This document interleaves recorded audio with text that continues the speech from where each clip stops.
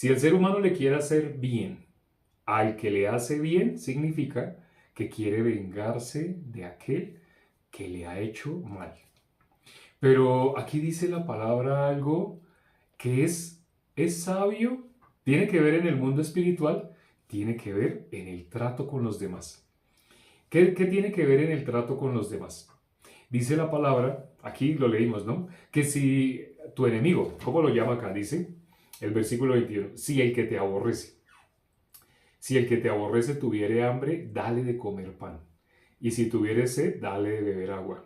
Porque ascuas amontonarás sobre su cabeza, y Jehová te lo pagará. Ascuas amontonarás sobre su cabeza. Bueno, ¿qué es eso de ascuas? ¿Se has visto como el carbón? El carbón, cuando está en una fogata, entonces se pone rojo, ¿no? Se pone así rojo. Ese carbón que se pone así rojo, eso es lo que está diciendo, eso amontonas sobre su cabeza. Ascuas amontonarás sobre su cabeza.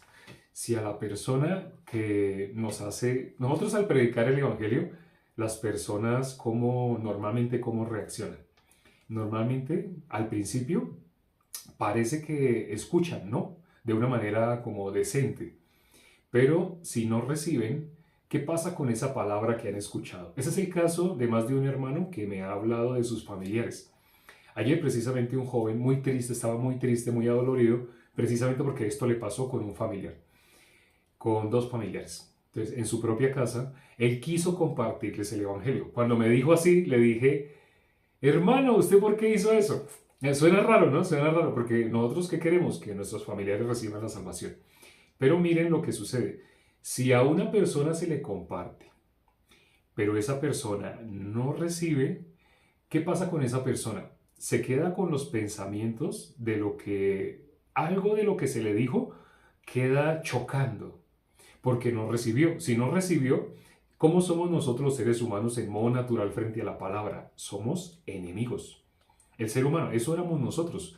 Antes, aunque íbamos a iglesias, aunque hacíamos muchas cosas, diezmo, ofrenda, ayunos, vigilia, guerra espiritual, te reprendo, ese tipo de cosas, así, aunque hacíamos muchas cosas que parecían espirituales, pero nosotros éramos enemigos de Dios.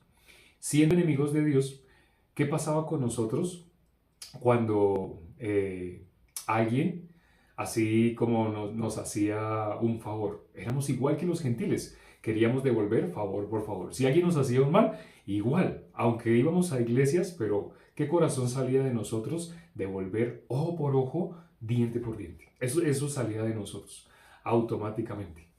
Entonces, cuando una persona no recibe la salvación, por ser enemiga de Dios, por ser enemiga de la palabra, esa persona choca, automáticamente choca, porque esa es nuestra naturaleza. Entonces choca, ¿y con qué se va a quedar? Con algo que le pareció equivocado de lo que nosotros le dijimos. Cuando volvamos a hablar con esa persona, tal vez a la otra semana, a los 2 días, a los 3 días, ¿qué tiende a pasar con esa persona? ¿Qué sucede? Normalmente los pensamientos han trabajado en defensa de ese ataque que quiere hacer con nosotros. Es decir, se ha llenado de argumentos en contra de nosotros. Eso le ha pasado a más de un hermano que me ha dicho, ay, yo le traté de compartir a mi tío, a mi primo, así. Pero cuando yo le compartí, ay, el primer día se veía como tan dispuesto a escuchar. Pero cuando me lo volví a encontrar, usted viera todo lo que me dijo. Cuando le fui a nombrar la Biblia me dijo, no, no, no, no, no, yo creo que usted está mal. Ay, ¿por qué empezó esa contienda, esa disputa? Porque le quiso anunciar el Evangelio y esa persona no recibió. Si el corazón no estaba listo para recibir lo que alcanzó a escuchar, busca qué agarrar de ahí para contender, para pelear, para reñir. Entonces, ¿qué le tuve que decir a este joven que tuvo un enfrentamiento con sus padres, con su familia, así? Le dije, precisamente, ¿para qué se realizan las actividades de la iglesia? ¿Cuál es la finalidad de las actividades que se realizan en la iglesia? Nosotros, dice la palabra, no hay profeta sin honra, sino en su propia tierra. Ciertamente hay hermanos, ministros, que le han compartido a sus propios padres.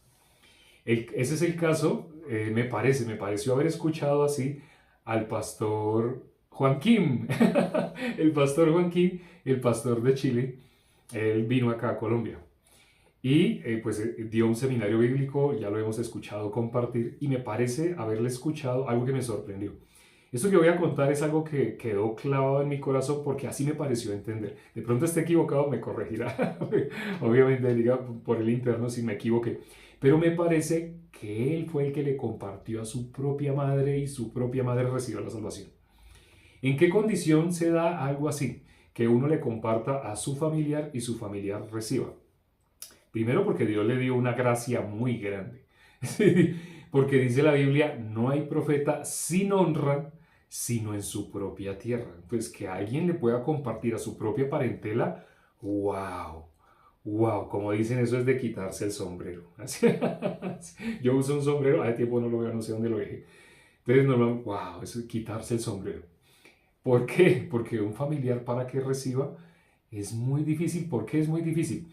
Porque ese familiar, así como lo escucha a uno, así va a escuchar a otros familiares. Ustedes saben lo del teléfono roto, ¿no? Que una persona escucha algo, pero lo transmite de otra manera.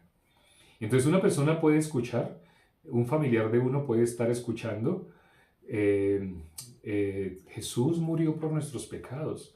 Eso dice Juan capítulo 1, versículo 29. A eso vino Él, a morir por nuestros pecados. Usted le puede contar así a un familiar. Pero ese familiar puede traducirlo de esta manera. O sea, lo mezcla con lo que hay dentro de él.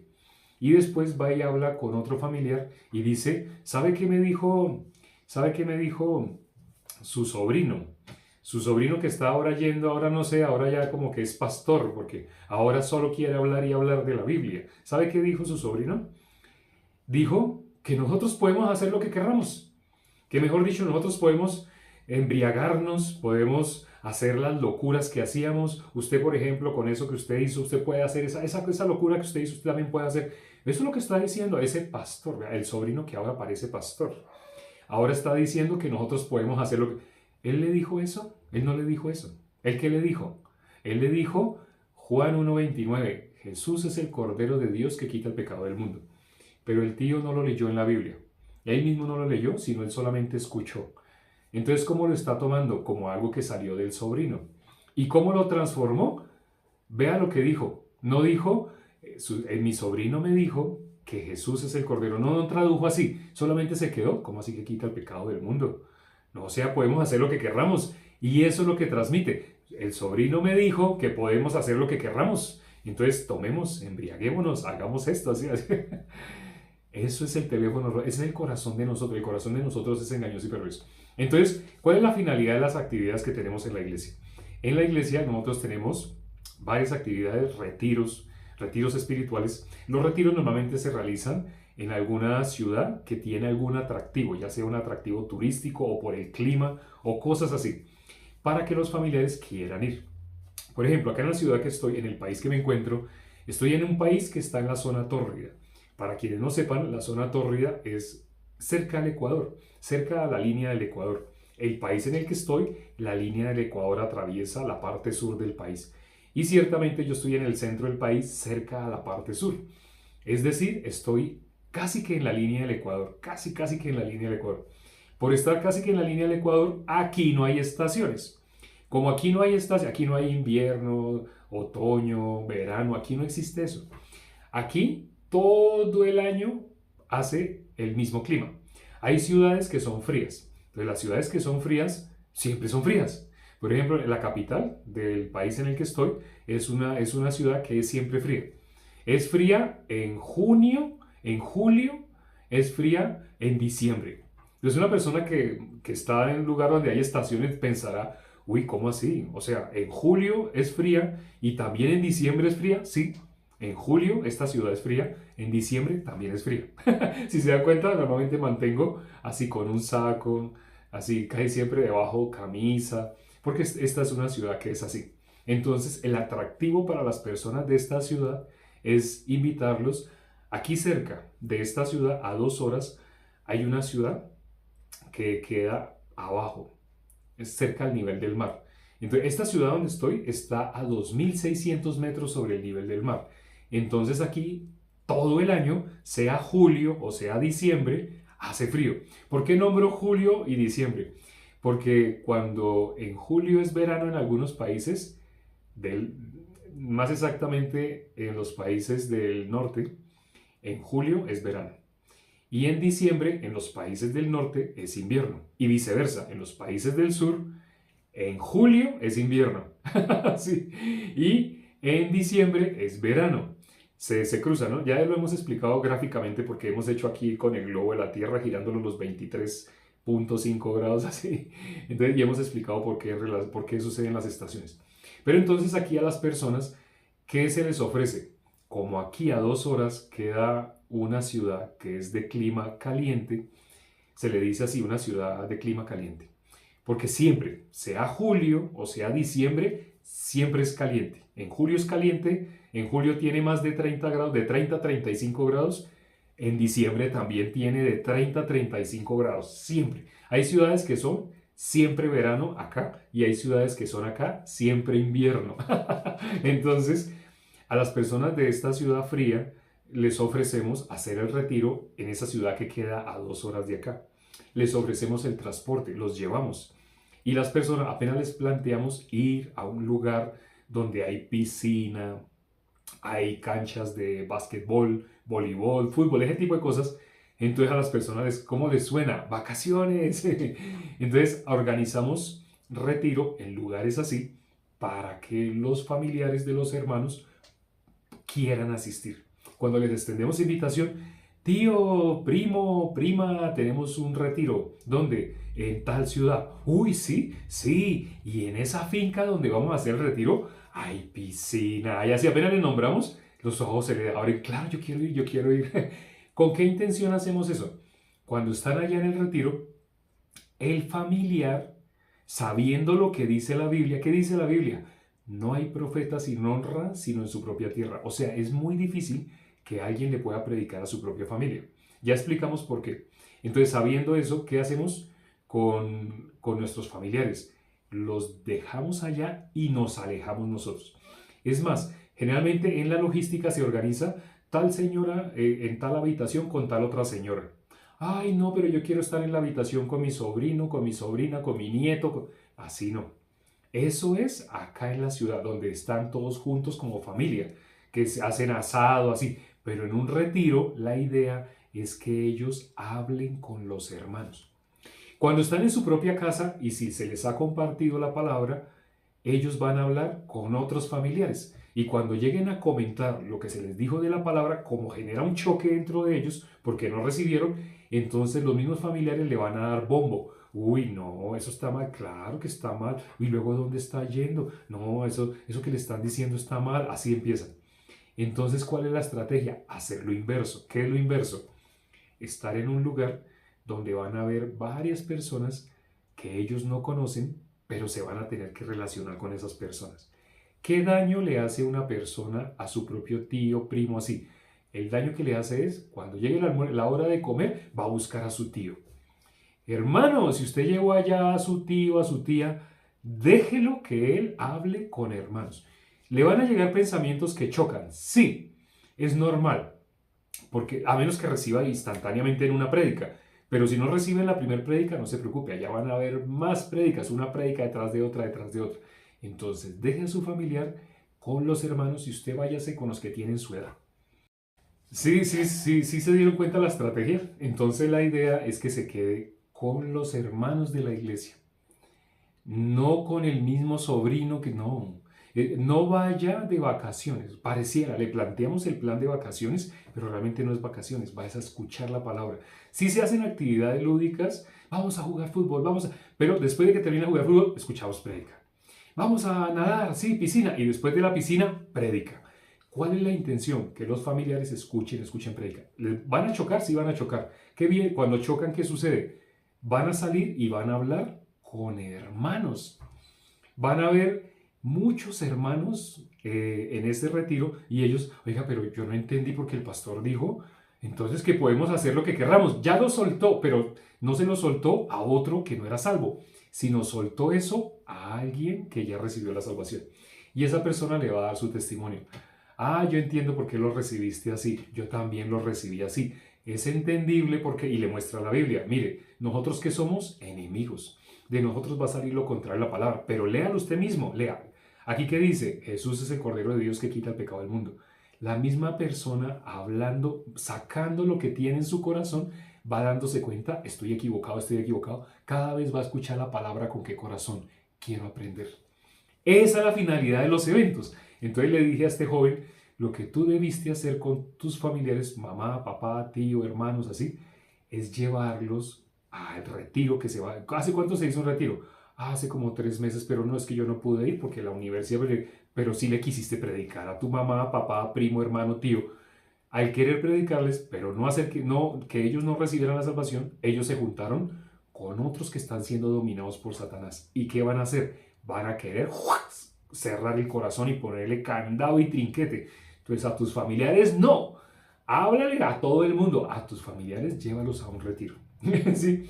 A un evento de la iglesia, campamento. Tenemos varios campamentos, reunión de líderes y pastores. Tenemos retiros. Todos los eventos que se realizan en la iglesia tienen esa finalidad. Que lleves a tu familiar, lo dejes ahí sentadito y quítate de ahí, quítate, aléjate. ¿Cuándo se vuelven a ver? En la ciudad.